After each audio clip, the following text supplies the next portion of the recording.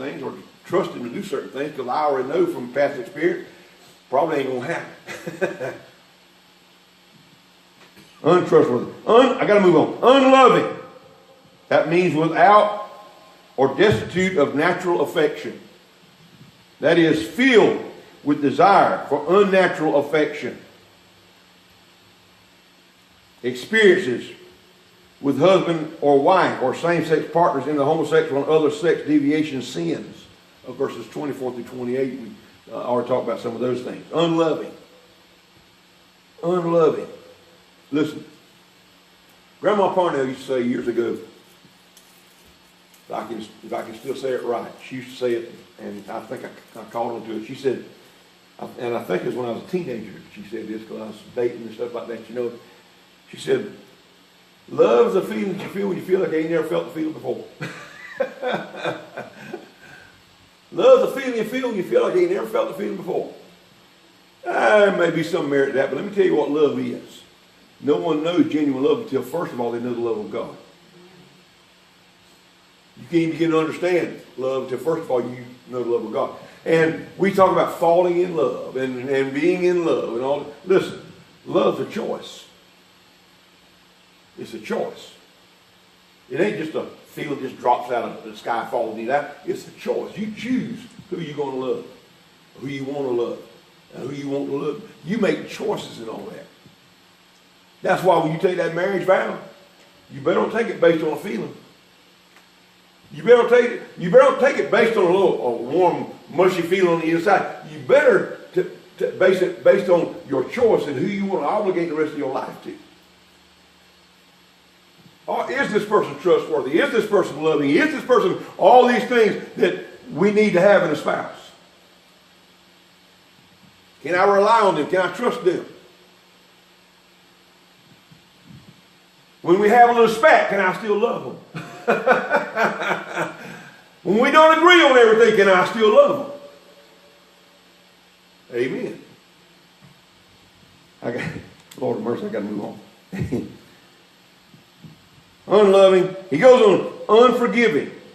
The highest pitch of an unforgiving spirit. Unforgiving. Listen, I could preach an entire series just on unforgiveness itself. Just on that one word. Unforgiving. Unforgiving. Listen, when people harbor grudges and bear grudges against someone else and they keep harboring that thing, it's like you drinking poison expecting someone else to die.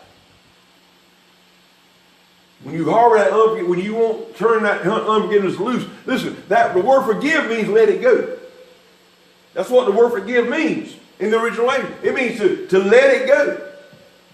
Let it go. Don't keep bringing it back up.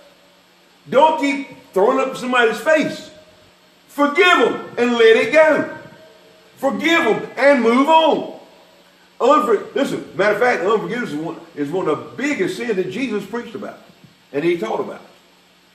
And he even went so far to say, listen, if you don't forgive your brother who's trespassing, who's committed trespass against you, who's harmed you or hurt you in some way, if you're not willing to forgive them, he said, neither will your Father in heaven forgive you. That's serious business.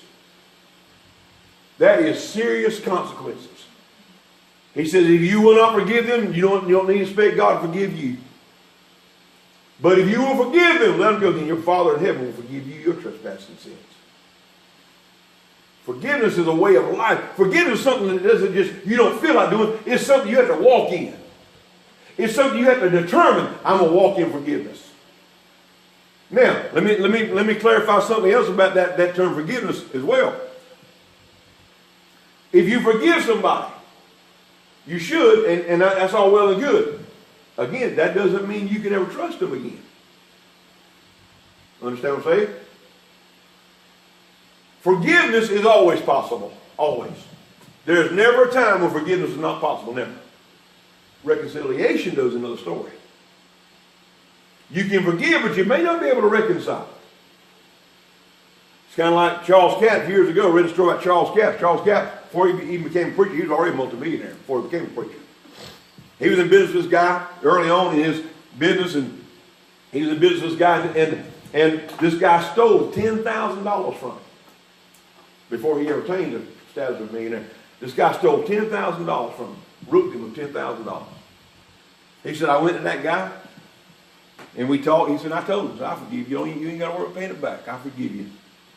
But we'll never be in business again. That's forgiveness versus reconciliation. You can't always reconcile. You know, if you know your dog, if I walk through the corner of your yard and your dog bites me, if I don't shoot him, you know, of course I'm in your yard, I got no right to shoot the dog. If I'm in his yard, he bites me. So if I walk through the corner of your yard and your dog bites me, I'll forgive you, but I ain't walking through your yard no more. You know, I'm not going to go that route. I'll find me another route to go. I'm not going that route again. And so you can always forgive. You may not always be able to reconcile, but you can always forgive regardless. So, but unforgiveness is the highest pitch of an unforgiving spirit. The word is used here.